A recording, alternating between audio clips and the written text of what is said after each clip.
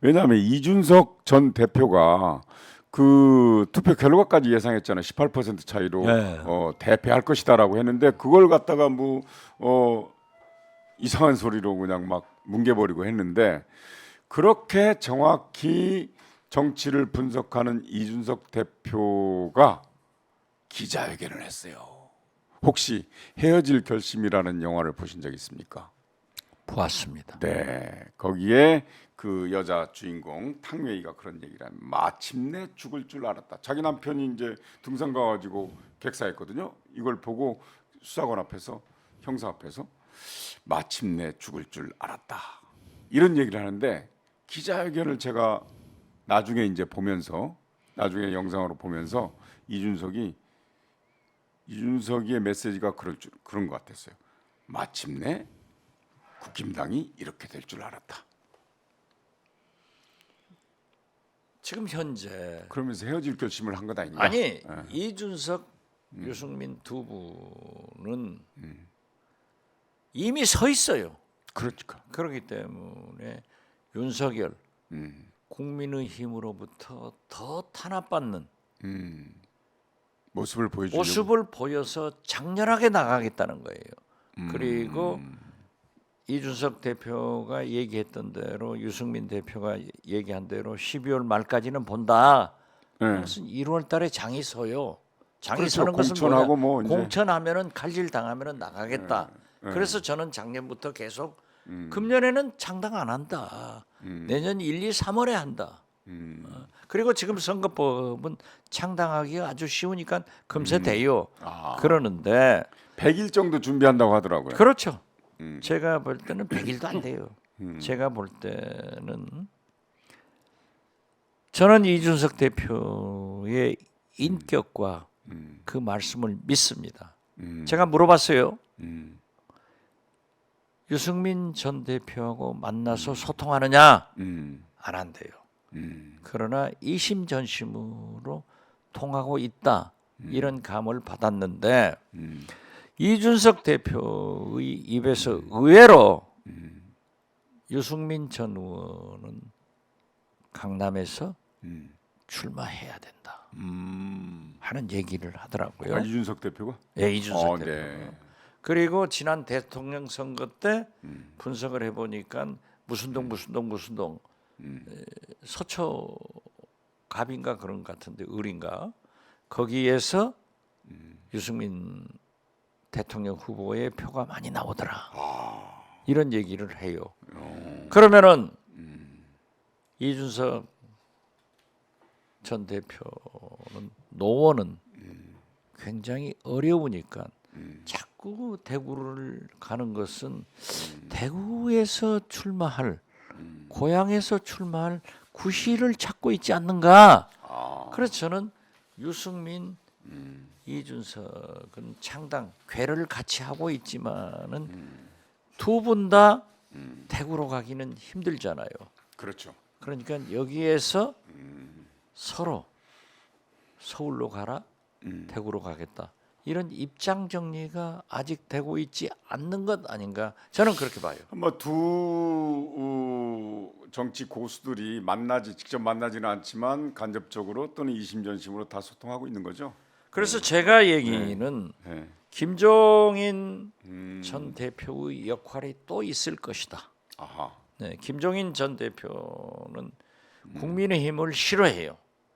민주당도 싫어해요. 네. 윤석열도 싫어하고 이재명도 싫어해요.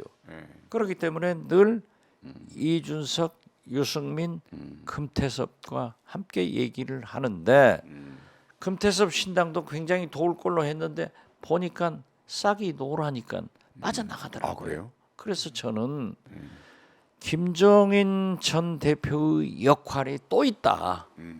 그래서 중도 보수 신당의 대표는 되지 않더라도 상임 고문 정도로 앉아가지고 이준석, 유승민, 금태섭, 양양자까지 다 합쳐서 제3당을 출연시키는 그런 역할을 할 것 같아요. 만약에 그렇게 되면은 윤석열 대통령의 신평 변호사는 멘토인 심평 변호사는 이준석 30석도 안 된다. 꿈도 깨지 마라. 하지만은 저는 해봐서 아시죠? 그것도 나무 약점을 왜 그렇게 얘기해? 저는 예. 그러한 김종인 대표의 구상대로 된다 하면은 40석은 무난할 것이다. 아, 그래요. 이렇게 봐요. 그래서 제가 제가 20석인데. 이준석 대표한테 물어봤어요. 예. 유승민 대표와 만나냐 안 만난다는 거예요. 그래서 김종인 대표하고는 얘기하겠네. 엊그제 대구 갔다 왔잖아요. 네. 아 내가 청송에서 송이를 좋은 걸 가지고 왔기 때문에 김종인 대표를 갖다 드리려고 한다고. 아 힌트를 송이 그렇게- 대화가 야, 되는 거예요. 힌트를 송이를 그렇게- 매거로 해서 아니 김종인 전 대표와 이준석 전 대표 둘이 꼭 그렇죠. 부자지간처럼 친하잖아요. 브릿지가 또 되고. 또. 그러면은 네. 송이를 매개로 해서 송이 얘기만 하겠어요? 아 그러니까. 그래서 나는 이렇게 역사는 자꾸 이루어지고 있다. 그러니까 뭐 실체가 있는 건 아니지만 현재 돌아다니는 그런 정보와 그들의 움직임과 실장님의 뇌피셜이 합해진 그런 구상이군요. 정치 구단이 예단해가지고 틀리면은요. 네, 8단으로 추락입니다. 저도 그러면 강등돼요. 저도 이제 신당이 창당될 거란 것은 확실히 저는 확실합니다. 그렇게 믿습니다. 아, 저 거기까지는 이제 네. 시장님하고 저하고 네. 이제 의견이 지가 됐고요. 다만 몇 석이냐 시장님은 40석이라고 했죠. 3, 40석. 3, 40석. 저는 21석. 그럼 그래서 어떻게 25석 사이. 됐든 교섭단체를 겨우 넘을 것이다. 교섭단체만 구성되면은 거기가 3당이기 때문에 네, 양당제가 어려워지는 거예요. 네네, 그렇기 때문에 저는 우리 정치도 좋아진다. 네네, 그러나 네, 그렇게 신당이 창당되면은 국민의힘은 수도권에서 왕창 망한다. 그리고 그들의 텃밭인 TK, PK에서는 신당이 먹어간다. 네. 저는 그렇게 봐요. 근데 뭐 이건 뭐 그렇게 중요한 건 아닙니다만 중요할 수도 있고요.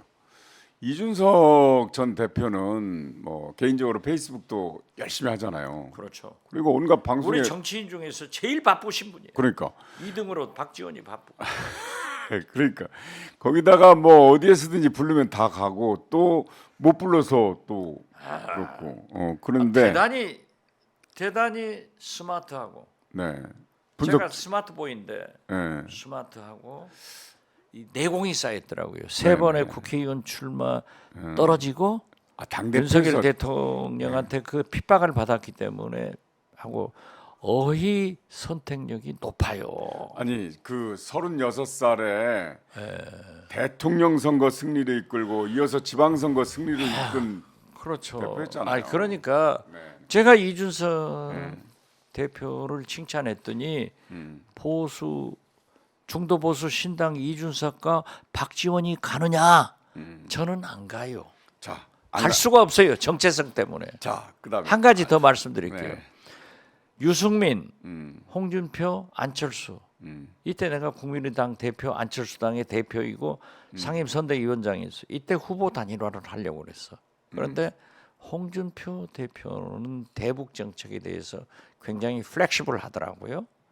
그런데 꼴통은 아니죠. 유승민 국방과 안보에 대해서는 굉장히 수구해요. 제가 생각. 햇볕 정책을 폐기하고 지금까지 햇볕 정책이 추진했던 것을 사과해라. 그래서 잘 있거라. 나는 간다.